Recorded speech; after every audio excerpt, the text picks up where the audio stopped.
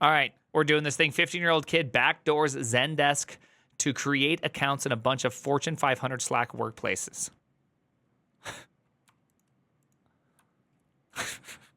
Nice. Nice. I absolutely love hearing this one. All right, so Zendesk, before 2024 0702 allows remote attackers to read ticket history via email spoofing because CC fields are extracted from incoming email messages and used to grant additional authorization for ticket viewing. The mechanism for detecting spoofed email messages is insufficient, and the support email addresses associated with individual tickets are predictable.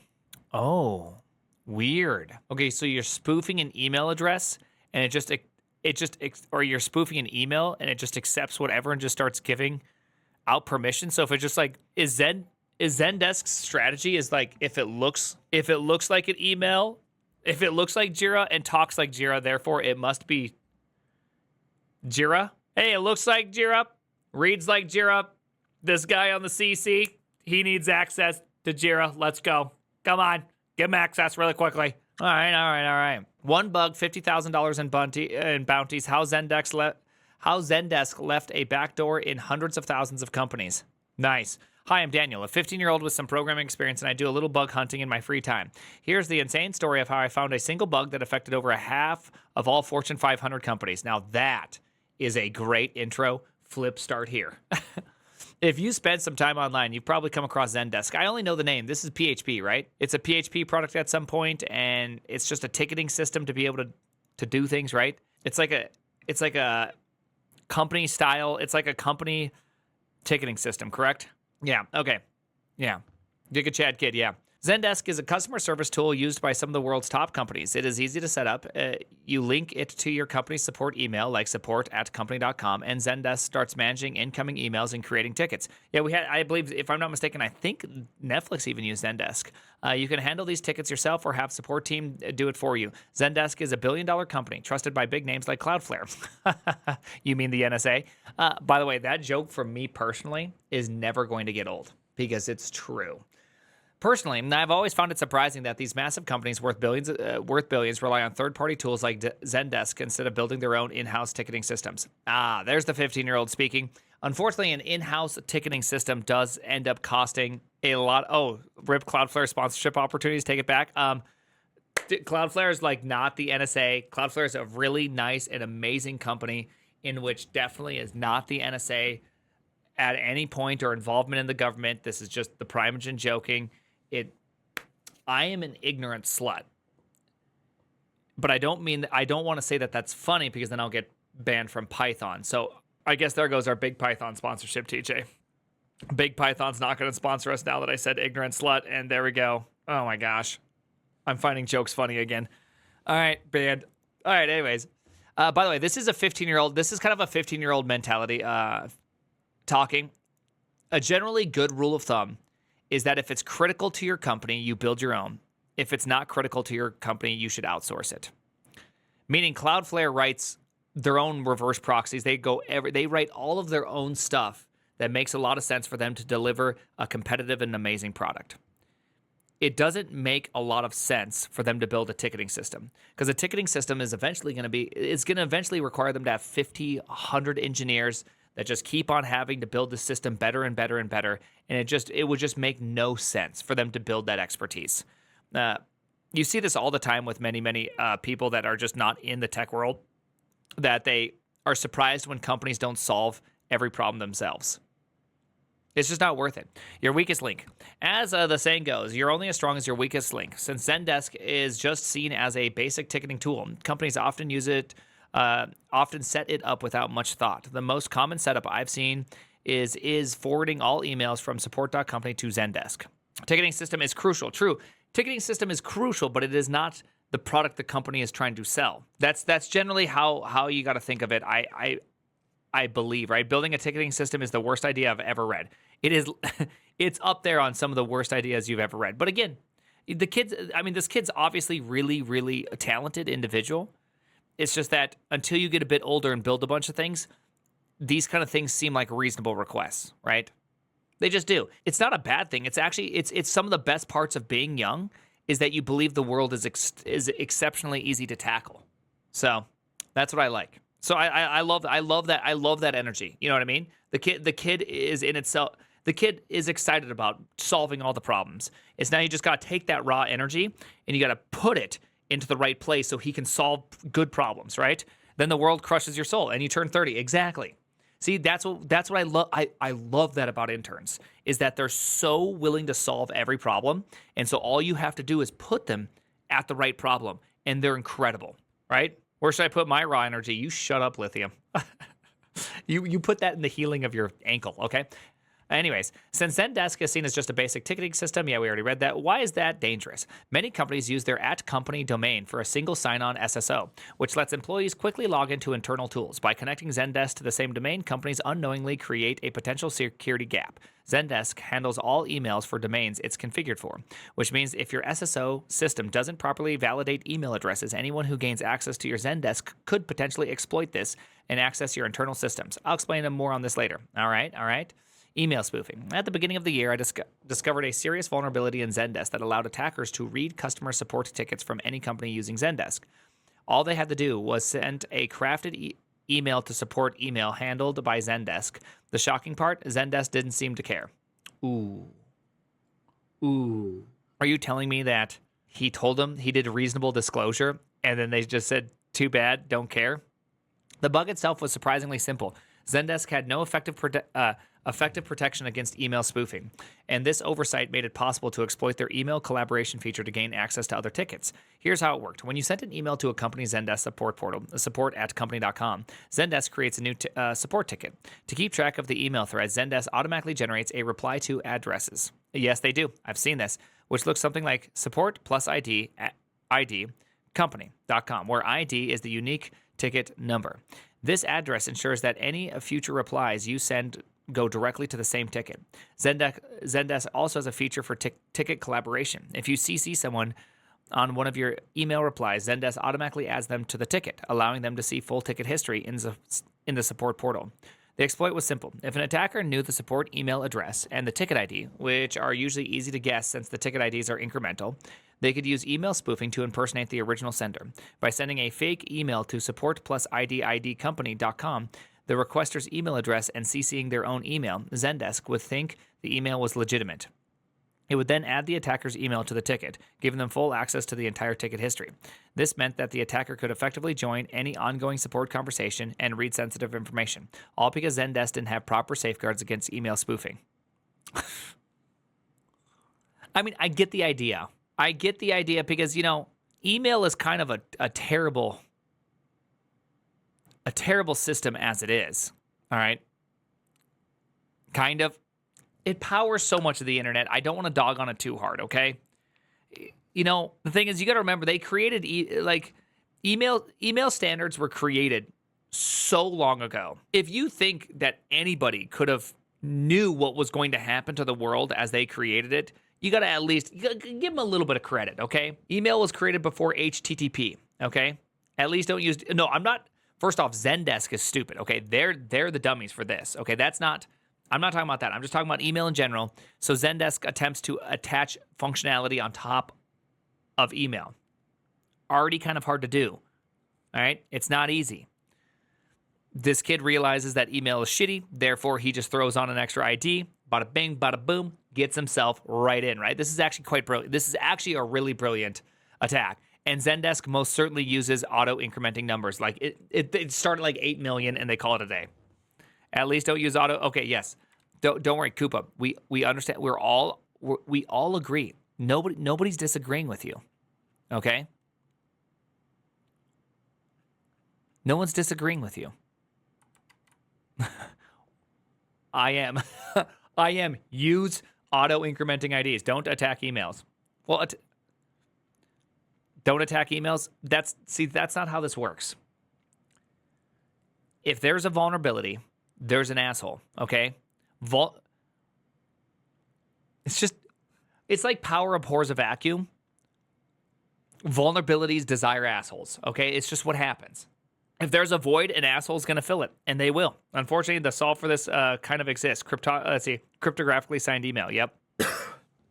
He might be a white hat. He might be a white hat. Absolutely. He could be a white hat. Well, I mean, assuming that the fact, I assume it is so because it seems like he found the vulnerability and exposed it to Zendesk, and they said, WTF, don't care, right? Bug prerequisites. Requester's email, the ticket ID since Zendesk or incrementer, and an attacker could brute force it or estimate it. Access to public support portal. Out of scope. Said no attacker ever. As soon as I discovered this vulnerability, I reported it through Zendesk Bug Bounty Program. I fully expected to be taken seriously and fixed quickly. A week later, I was hit with this disappointing response. Hi, Hacker Mondev. Thank you for submission. Unfortunately, this particular issue you reported is explicitly out of scope as outlined in the policy page. SPF, DKIM, DMARC issues. Your effort nonetheless appreciated, and we wish that you continue to research and submit any future security issues you find.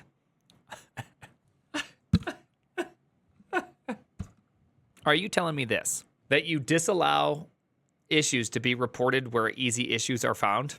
Sorry, we don't care about bugs in the actual system. We would like you to find other bugs, please, like on our website. Save that for later, thank you.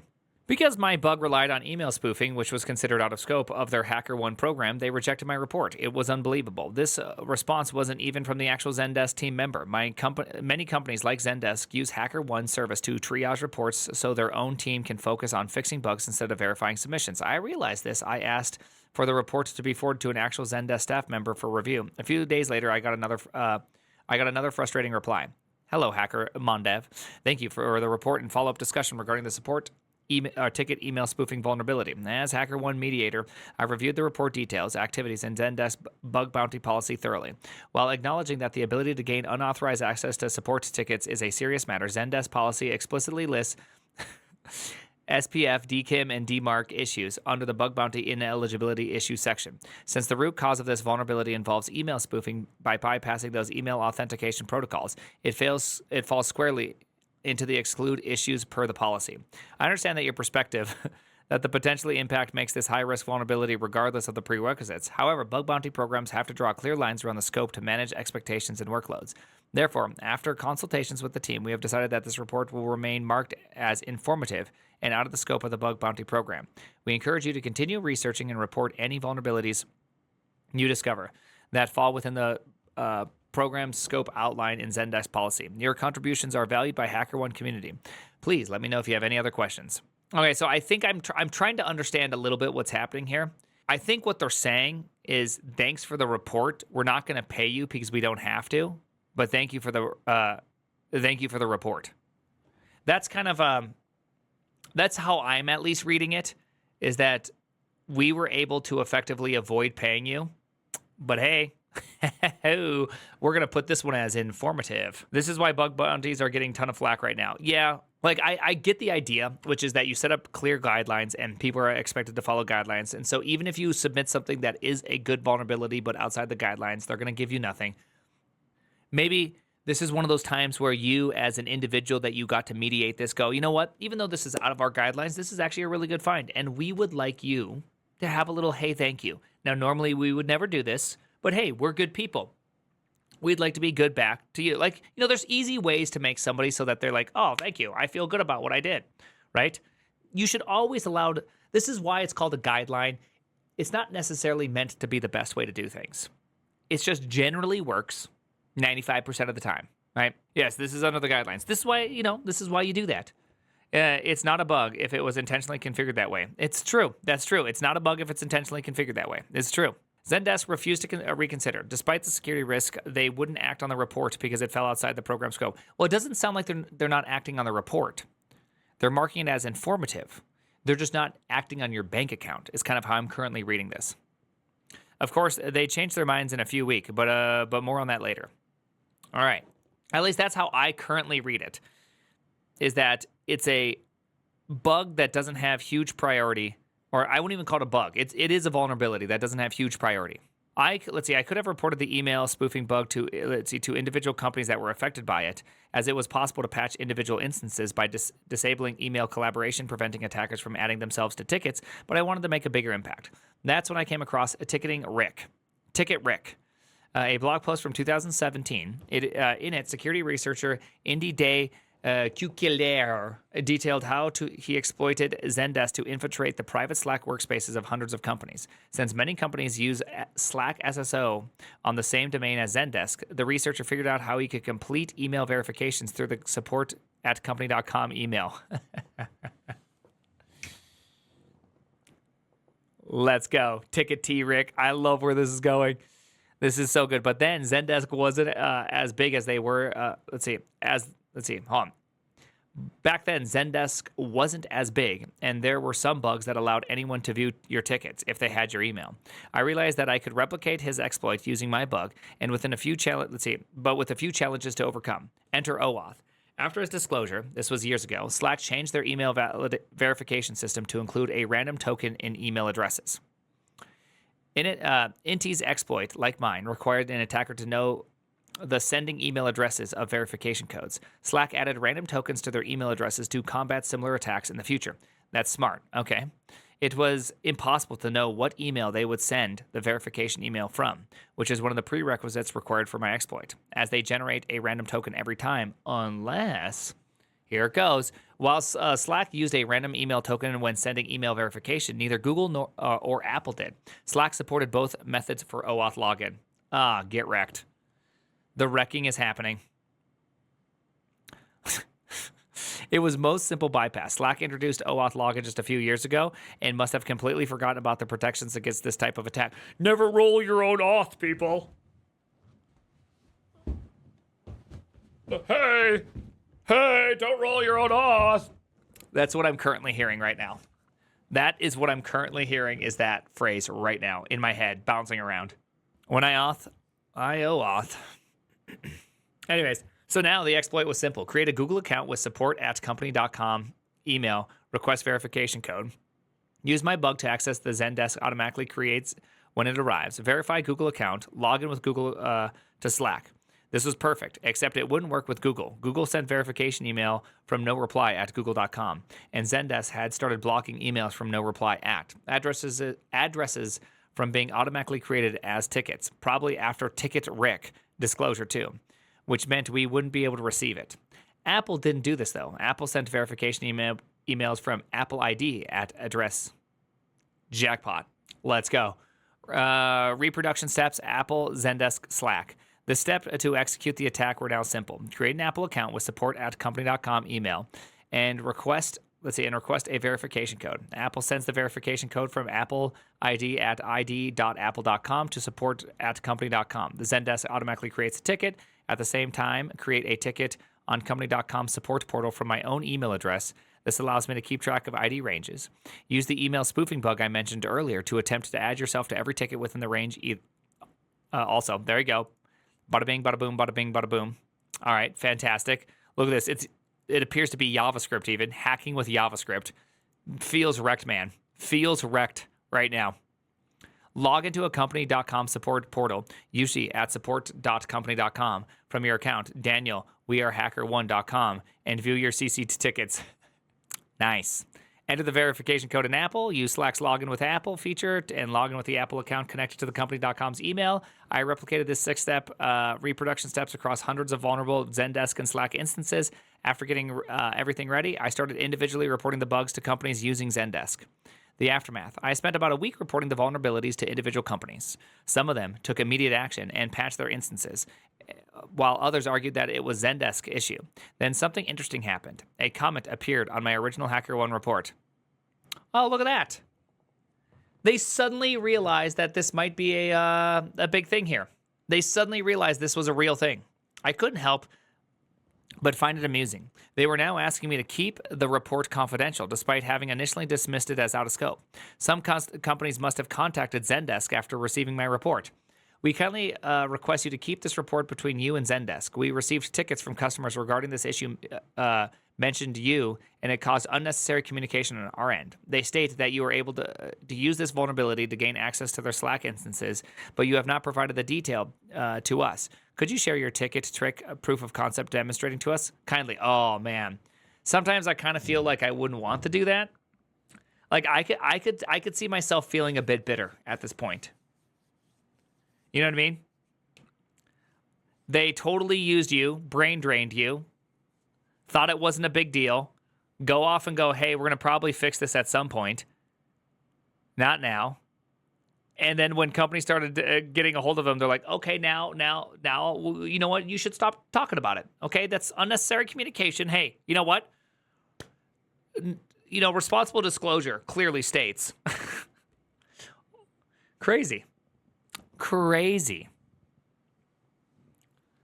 Some company must have contacted Zendesk after receiving my report and pressure. And the pressure from this issue had essentially forced Zendesk's hand. I mentioned the Slack exploit in my original report to them because I hadn't discovered it at that point. Now they wanted full detail reproduction steps for the Slack takeover.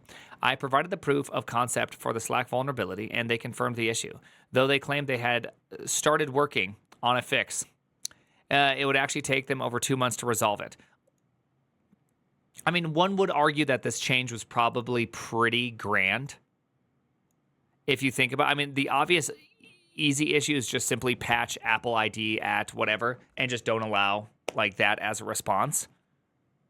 Fair. Like that would be the easy one. But my guess is that they're probably a fix of this probably required a lot of like internal stuff to change.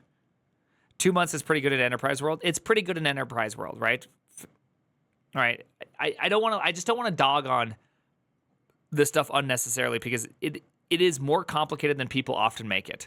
It took me to reverse episodes at Netflix for Black Mirror required countless amount of people and communication and months of work. And it's just list dots reverse, right? It's not like it was that crazy. It's easy. I'm just saying that people don't realize sometimes what a tangle people can make of software. So I don't want just Black Mirror mention. Let's go. Other companies vulnerable to this were alerted to the issue, and many of them quickly disabled Zendesk's email collaboration feature to protect their instance. Over the course of my reporting, I earned more than $50,000 in bounties from individual companies on HackerOne and other platforms. Unsurprisingly, Zendesk didn't come out of this looking good. At least 1 or 2 companies reportedly cut ties with Zendesk after my closure, canceling their agreement altogether. Good. They deserve it. They honestly deserve it. You should have at least, again, how simple, I think the biggest takeaway here is how simple would it have been to say, hey, you're outside of the bounds of what we considered to be a valid participation in our HackerOne program. But hey, this was a pretty amazing find, and we would just like to let you know, here's some cash, and we're going to attempt to fix this as soon as we can. Think about how much face you could save with such little effort. It's shocking. It's almost like nobody has ever read Dave Carnegie's How to Win Friends and Influence People. How much money does Zendesk make? Zendesk net income. Okay, they do make negative $223 million in 2021. So maybe they were a bit strapped on the old cash. Okay, maybe they just weren't just living a good life here. Okay, so maybe I can understand why they were a bit tight. I can understand that. That's COVID numbers. Yeah, a lot of online companies found giant increases during 2021. In fact, most people, they called it pull forward. During this entire world, pull forward became a real thing, which is that a huge amount of people who historically weren't online started going online and actually involved themselves in several ways. So things like Zendesk should have directly profited quite a bit from something like COVID, because it just creates a giant incentive for people to send support emails and ticketing systems and all that. I'm just saying it's a little wild to think that 2021 would be bad for them.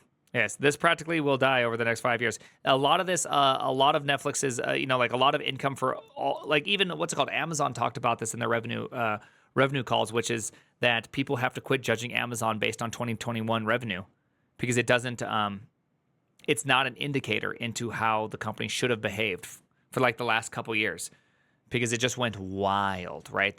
It went insane, Amazon revenue. And then people were shocked when the growth did not continue like it did when everybody was locked inside. How could this happen, right? Anyways, all right. On July 2nd, 2024, 2 months after I submitted the report, Zendesk finally confirmed that they had fixed the issue. Here's the statement from the offensive security leader. In most cases, when an end user submits a report request by email, the email becomes a new ticket or adds a comment to the existing ticket. However, in certain cases, the email may be suspended. Suspending an email means putting it aside for further review. It's not necessarily spam. It's just not a ticket in Zendesk support yet. It remains in limbo until somebody reviews it and decides whether to accept it or reject it. We use 2 spam filters, CloudMark and RSpammed EAP, to help determine suspicious characteristics in messages. Depending on the score received by those tools, messages may be suspended. If you are curious, we publish a full list of causes for ticket suspension. In the attack scenario explained here, CloudMark had very low spam scores while while RSpamD had very high spam scores. Unfortunately, we weren't using the RSpamD score in this case. Otherwise, many of the emails would have been suspended and limited the ability to add CCs at all. The first fix we implemented was to automatically switch to RSpam spam analysis when our automatic ticketing threading is triggered to thread a new email into the existing ticket, and we haven't previously suspended the message due to CloudMark's score. In addition to this, we also implemented filters to automatically suspend the following classes of emails: user verification emails sent by Apple based on the reply to and message ID header values, non-transactional emails from Google Workplaces, noreply.com over the coming months. And we will continue to look into opportunities to strengthen our sender authentication functionality and provide customers with more gradual and advanced security controls over the types of emails that get suspended or rejected. Despite fixing the issue, Zendesk ultimately chose not to award a bounty for my report. Their reasoning: I had broken HackerOne's disclosure guidelines by sharing the vulnerability with affected companies. I didn't bother to argue. Man, Zendesk, you're not looking good. Like, again, just how simple. Everybody, please, like if you work in any form of PR or have the ability to talk with people outside of the company, it's exceptionally easy to just be a little bit nice. Oof. Oh, so they've been going. Okay, so they've been going. They're. Oh. Wait. Oh, they're making less and less money. Oh, but this was back in time. Whatever. I don't know. What about? Apparently, we don't get to know what happened here. Yeah. So my guess is that they went into growth phase. Growth phase went really hard. Yeah, it looks like a crashing company. I don't know if it looks like a crashing company. I'd have to understand more why they're doing this. You know, a lot of times these are big investments that are made by going public and being able to capture a whole bunch of money and then being able to, like Amazon did not make a single dollar. They lost money for over a decade. So it's looking at a company as just simply a negative or as simply like that. It's not necessarily the best way to judge it, but their continuous increase in losing money is probably a better way to judge it. And I would say that's not looking good. All right. Yes. And the green, yeah. The green right here really is misleading. Oh, really? They responded? Oh, wow. They did respond. This summer, Zendesk identified a vulnerability through the bug bounty program, which we worked with researchers to address. This already is one of the most, dude, this is an insane start off. That's a crazy start off. We have no evidence that this vulnerability was exploited by a bad actor. While, as the researchers shared in a public post, the specific issues they were presented has been remediated, it is important that we provide clarity about what happened. The supply chain vulnerability, a type of vulnerability where bad actors may potentially attempt to exploit interconnected systems in order to breach organizations, reflects the type of security risk faced by many companies due to the way modern business tools are linked. Yep, true. Absolutely correct on this one. Okay, so this is just implementation. Let's see where. Okay, so this must be where they address the problem. We want to address the bug bounty program associated with this case. Although the researcher did initially submit the vulnerability through the established process, they violated key ethical principles by directly contacting third parties about the reporting prior to remediation. No, actually, that's negative. In fact, you explicitly stated that this is not even a part of the bug bounty program and that it was just marked as informative, but that's it. This is actually horribly bad faith. This is like exceptionally bad faith. Again, how easy is it just to eat a little bit of crow? Like, just say you eat a little bit of crow. Like, just say you're wrong. It's not a big time. It's not a big deal. You had 2 swings. Okay, this is like intramural softball. 2 strikes and you're out. Crazy. This was in violation of the Bug Bounty Program Terms of Service, which are industry standard and intend to protect the white hat community while also supporting responsible disclosure. This breach of trust resulted in the forfeit of their award, as we maintain strict standards for responsible disclosure. I don't even know what to say to this. What do you even say to that? Dude, the bro came to you with like an amazing bug on a silver platter. Why do you guys keep saying negative 40? Is there, negative 49? Dude, I didn't even notice that. Dude, that's so funny. Oh my goodness, they haven't, I bet you they will patch this by the time the video comes out. For those that can't hear the music, it's a banger. Trust me, it's like so good. For those that aren't hearing the music, which you won't on the YouTube video, this will just look super strange. Flip, do not zoom in. Flip, don't zoom in. No, you gotta quit zooming in. I expect my face not to be the size of the entire camera shot at this point, okay? Okay, do not do this to me, Flip. We're friends, okay? We're friends. Don't do this to me. All right, so to be completely fair, I'm going to try to be as fair as I can to the situation. The young buck 15-year-old, when finding an additional layer of security issues involving the bug, did not disclose the additional new badness. I could understand why that was considered upsetting. So, fair take. I think it's fair. Negative 70, you guys totally effed up. Should have been 69. You're welcome. You're welcome, everybody. Okay? You're welcome. Nice. But I will say that it is, I do say that when you find an additional, like, because not all vulnerabilities are vulnerabilities, right? Sometimes they can look at something that's not, like, that important. But when you take that not important piece and you apply it with other magic, it can become something that's deeply important. So when it went from not, at least Zendesk saying it was not that important, which by the way, it should have been an obvious like, oh crap, we really need to fix this. Hey, thank you very much. Should have just paid him $1,000 and said, hey, I know that this is not allowed, but guess what? You're doing great. Ignoring that, like such an easy win. Like it's so dang easy just screw that up, right? But they screwed it up. At that point, when you find a new, more severe vulnerability, you should have went back and responsibly disclosed it. Right? It would have been good. It would have been generally a good move. So the vulnerability didn't change though. It did in a sense, because the vulnerability could now be applied to actually cause real big damage, such as being able to sign into Slack.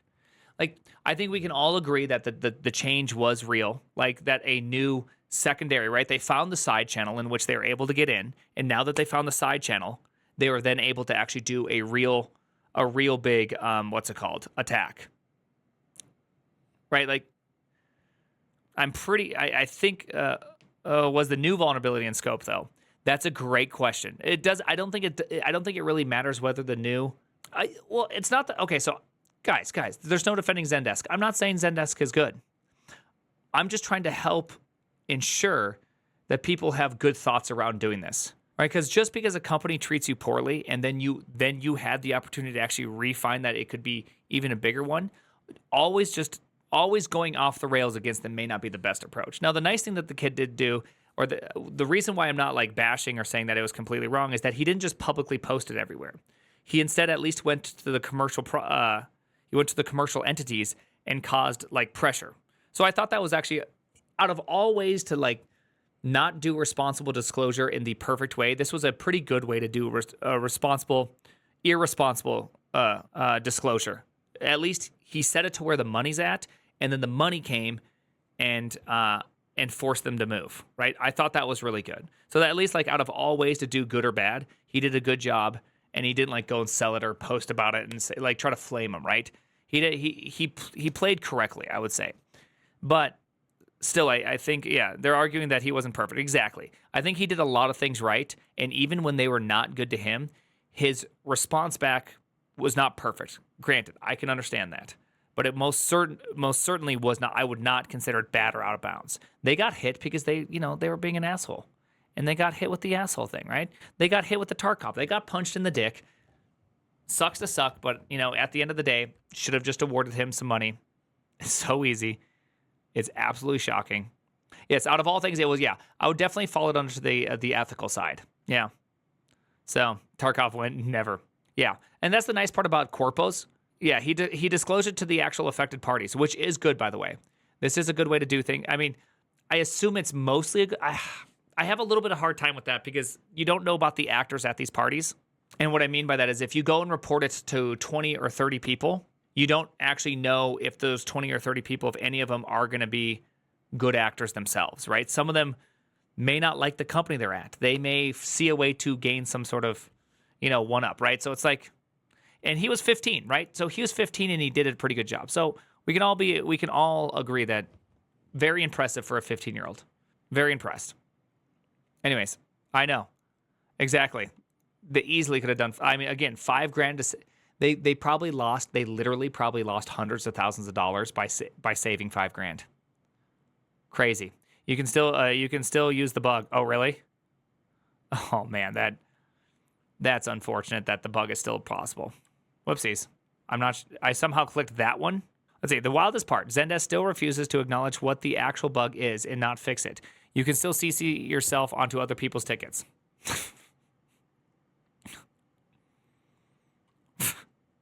Nice. Absolutely incredible. Absolutely incredible that still that exists. Nice job.